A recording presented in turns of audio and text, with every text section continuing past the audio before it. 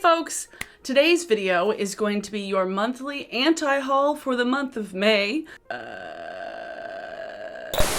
If you are new here and haven't seen one of my anti-hauls before, they are actually a series of videos originally popularized by Kimberly Clark here on YouTube. Kimberly doesn't really post regularly anymore, but I started doing these videos about 3 years ago, and we're gonna talk about some products that I don't need and I'm not gonna buy, and why I'm not gonna buy them and why I don't need them. These are my personal opinions. If you like these products or if you own these already, great, awesome.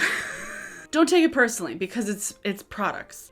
It's a product. It doesn't really matter all that much. But I really like filming these. Y'all seem to really like them. And there has been some tomfoolery afoot. So let me go to my Instagram and scroll past all the vintage things that I have saved from the million pages that I follow. And let's just talk about some products that I don't need and I don't want and why I don't need them or don't want them. Okay. First and foremost, we need to talk about this MAC and Cruella thing. I briefly touched on it in my last video, but originally I actually saw Angelica Nyqvist talk about this on her Twitter because they originally released this in Sweden, I believe. This is kind of a tie-in to the new Cruella Disney movie, like the Cruella origin story. Which, I don't know if that was an origin story we needed. It's there's so many other villains. Yes, we want an origin story for the puppy killer. This feels like an origin story that was purely made because of the aesthetics and nothing else. I don't know. It's like Disney's version of the Joker. I don't necessarily know what, the lipsticks are kind of basic MAC lipsticks, but the eyeshadow palette, it looks like it's 4 different duos that kind of magnetize together. It's very weirdly laid out. Colors are also very weird. There's a black and white duo, a silver and blue duo, a mauve-y purple, and then a peach, and then a sparkly black and a sparkly red. I don't know what the goal was here, but I don't think they're really, meeting that goal. I like the lipstick packaging. The lipstick packaging is cute. It's got a black and white lid and then a black base that just says Cruella. The Venomous Villains was so iconic, and then you did this. Why? Oh, no. Oh, this is so not my thing. Oh, no. Don't need that. Don't need that. Next, the Zendo palette from Natasha Denona. I swear to God, I've talked about every single Natasha Denona palette in my anti-hauls. But the Zendo palette, it doesn't look bad. And I've heard a lot of people say that they like it. So, if you like it, you like it. But I don't know. I got a lot of, vibes similar to some of those Tarte palettes that was just, warm neutrals with, portions of blue. This looks so similar to that Tarte. It was a palette, I can't remember what it was called, but it had a glitter section and it was broken up from these warm neutrals to the blues, and the pinky colors and then the blues. I'll put it up on the screen. I don't remember what it was called, but this is giving me very much those vibes, and I didn't like it then and I'm not liking it now. It's not a color story that's special enough for me to dole out $65 for a little palette. I don't know. I feel like doing a makeup tier list, talking about big brands and having just one category of being that's too expensive for me. I'm gonna do that actually. So yeah, I don't need this. It's too expensive for what it is and I don't want it. I don't want it. Nothing new. Next, this is a packaging pet peeve that I hate packaging like this. I like squeezy tubes. I like the Glossier cloud paints. I love the squeezy tubes of those. I feel like squeezy tubes are great for cream blushes, for liquid blushes, for lip glosses. I like squeezy tubes. Bite Beauty came out with a Daycation whipped cream blush, which the formula sounds like it would be fine. I'm not a huge fan of cream blushes. If I'm gonna have a blush that's not a powder, I'd rather it just be a liquid blush, something like the cloud paints. So a whipped cream blush doesn't really sound like my kind of formula. But the packaging on this, I don't see how this would be that useful and that just ergonomically sound, because half of the bottle, this also gives me very much EOS vibes. Why? So you squeeze the bottom half of it. There's just not enough surface area to squeeze it. And then the lid is the same size as the bottle. It's just not a good use of space. And I can commend them for being like, I don't know, innovative with the packaging. But if you're going to be innovative with packaging, have it be a better use of the packaging. If you're going to innovate, I want it to be an improvement. If you want to innovate and make it worse, there was no point in innovating in the first place. I feel like that across all makeup and skincare and beauty stuff. If you're going to innovate the packaging of something, don't innovate it just because it's prettier. If you find out a new way of packaging something that makes it easier to store, easier to use, because this also, like, the packaging itself looks like it would be a nightmare for somebody who has any like hand mobility issues, for like folks with arthritis. Like, this sounds like it would be not a great packaging for that. Like, I feel like something that has more of something to grip onto would make more sense. I don't like this. Next. Okay, Urban Decay and Prince. I have mixed feelings about this because I haven't seen the products in action, so I can't really speak to the quality, but something about a makeup brand like Urban Decay doing a collab with Prince feels kind of icky to me, because Prince, when he was alive, he was so private and like so careful with like his own property. Like, his music was not online for like ever. He was such a private person that I feel like a makeup brand using his likeness and his name for a whole collection feels kind of icky. If he was alive and this was something that he wanted to collab with, that's fine. That's different. I'm not going to say one way or the other that it's bad necessarily, because again, I don't know what the quality is going to be, but it just makes me feel a little icky. The packaging itself doesn't look that terrible, and like the color thing, like the theme and the coloring doesn't look that bad. When I first saw the images, I was like, this is boring as hell. As loud and fun and energetic as Prince's music was, and like his live performances, like his musicians, his guitar, everything was so out there, you know, it just feels a little weird. I am not totally sold on it.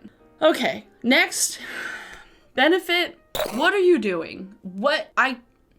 Benefit, pay me to consult you, for real. Like, I don't even know what you're even attempting to do these days. Benefit is releasing the Hoola Contourist Matte Powder Bronzer Palette. For a working makeup artist who works on different skin tones, who works with multiple clients, this feels like something that makes sense. This feels like something that would be great for working makeup artists. Something that, if you like the Hoola bronzer tones, if you like the Hoola bronzer, having them all in one packaging that isn't a stupid box makes perfect sense. Like, this is definitely like better packaging and something that makes more sense than the Foroscope palettes that we ragged on last month. But this doesn't feel like anything people were asking for. People were asking for Benefit to expand their bronzer line and expand their range. Like, actually come out with new products, not just like new ways of selling the current products they have. Because that's what they're doing. Like, they're not necessarily coming out with new products. They're finding new ways of selling products they already have, which, I mean, there's a place for that in the market, but it's not for me, and it's not for a lot of people that I know. One other thing that particularly perturbed me about this release was the swatches that they released on Instagram are very suspicious, because they have Hoola Light, Original Hoola, Hoola Caramel, and Hoola Toasted. Also, who says caramel and who says caramel? Like, I say caramel, salted caramel. Anyway, and they have 4 different models with the bronzers on them. I do not believe that the swatches on the latter 2, like the darker skin models on here, like the 3rd and the 4th models in here, I don't believe that those swatches are real.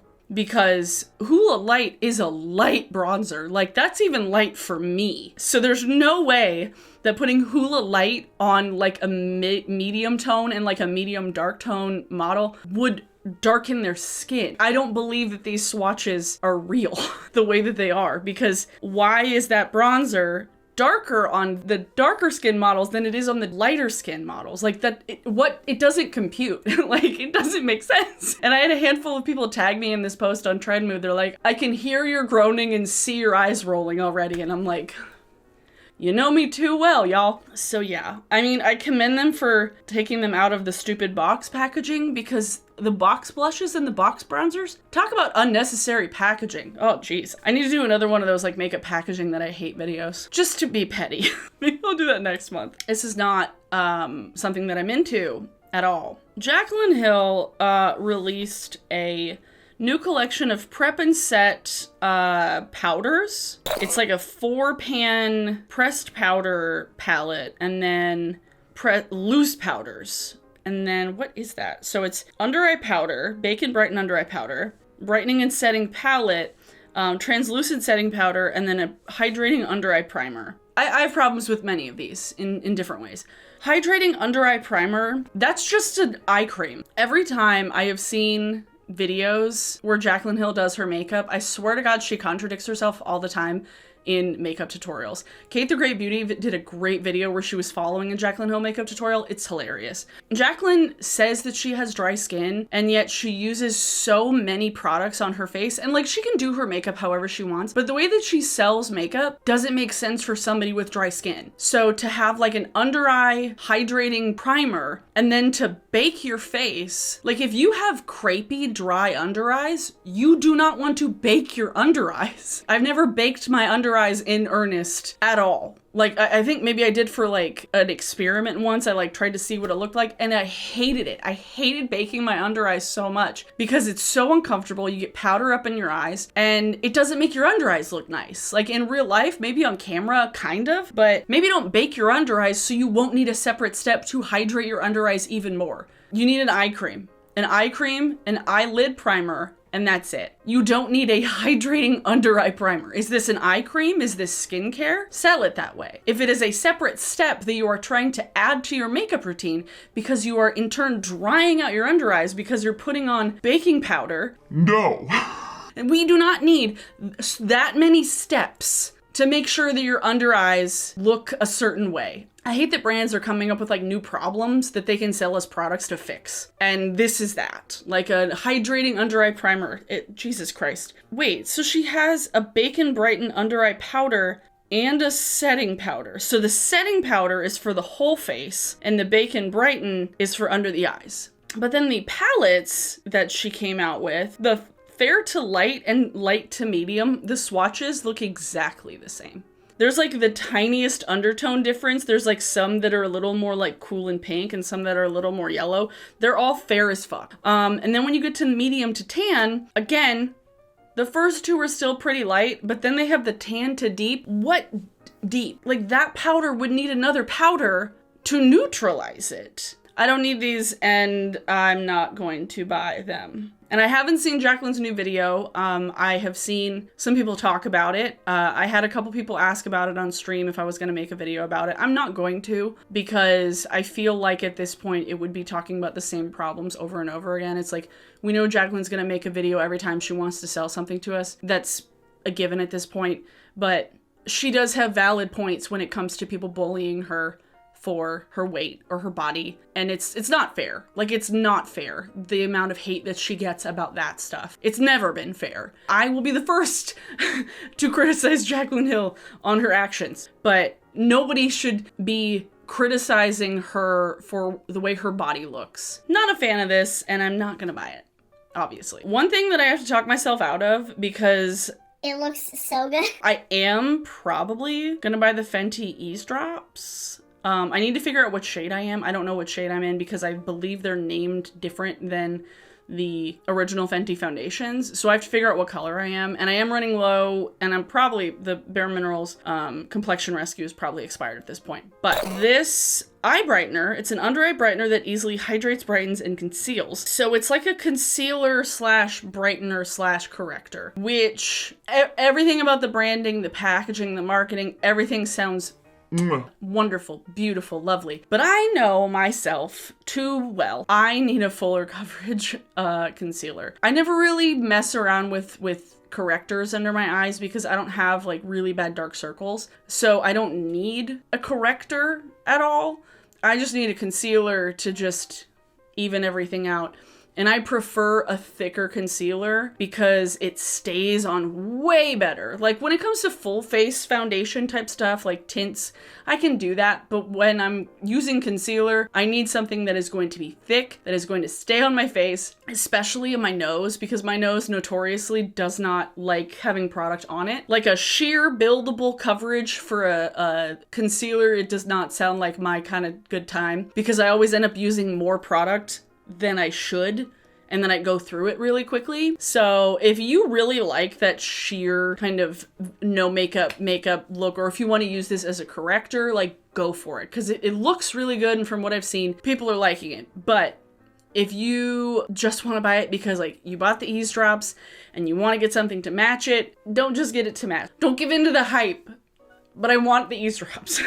I do want the skin tint. I just don't need the eye brightener. Because again, I don't need more products to put under my eyes. So, especially because it's allergy season, and the last thing I need is like more products to go under my eyes that'll run because of my freaking watery eyes, because of my fucking allergies. Body oils are back. Summer Fridays has a new The Pool Time Glowing Body Oil.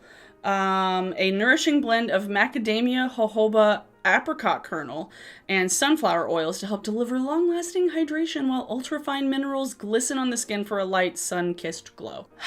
Body oils look tempting. Body oils look beautiful on vanities. Body oils look fancy. Ooh, I wish I could rock a body oil, but I do not wear short sleeves or décolletage revealing things enough for a body oil that makes sense. And looking at the oils they have in here, jojoba is really nice and lightweight, that kind of like sinks into the skin really well. Apricot kernel, I don't necessarily know like the viscosity or the weight to it, but I know that macadamia oil is pretty thick.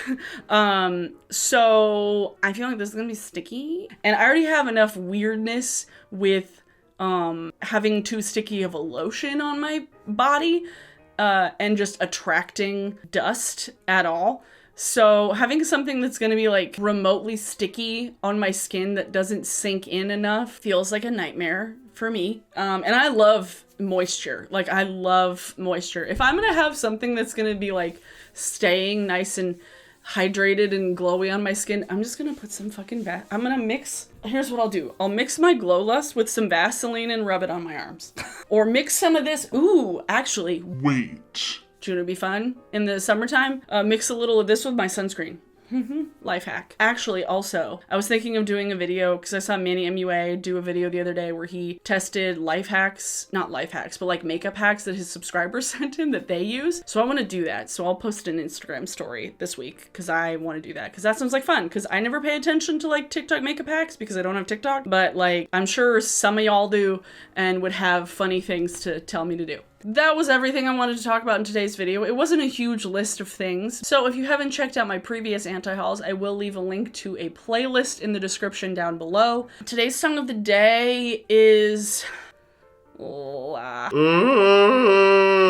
listening to the same music and I don't want to just give you guys the same songs. Ooh, actually, wait. My friends have new music. Wait. Song of the day is All Out of Time by Acid Tongue featuring Calvin Love. It's a new track that Acid Tongue just released, buddies of mine, and it's cool, it's fun, it's kind of like psychedelic, it's got some like 80s vibes. I'm a fan. So yeah, All Out of Time by Acid Tongue and Calvin Love is your song of the day. Let me know in the comments down below what you thought of these products or what products you are anti-hauling this month. If you are new here and would like to see more of me, please subscribe. That would be awesome. Give this video a thumbs up if you did like it. Check out all my social media links in the description down below, my Instagram, my Twitter, and my Twitch, and then as well my P.O. box address down there if you want to send me letters and stuff. I randomly got like an Anthony Bourdain book in the mail. I don't think it was for me, but it was like addressed to somebody with my same last name, but his first name was Steve, so it was very weird. I'm like, why am I getting this Anthony Bourdain book? Yeah, all that will be in the description down below. So thanks so much for watching, everyone. I hope you are staying home, staying safe, getting vaccinated as quickly as possible if you haven't already. Thanks so much for watching, and I will see you all in my next video. Bye!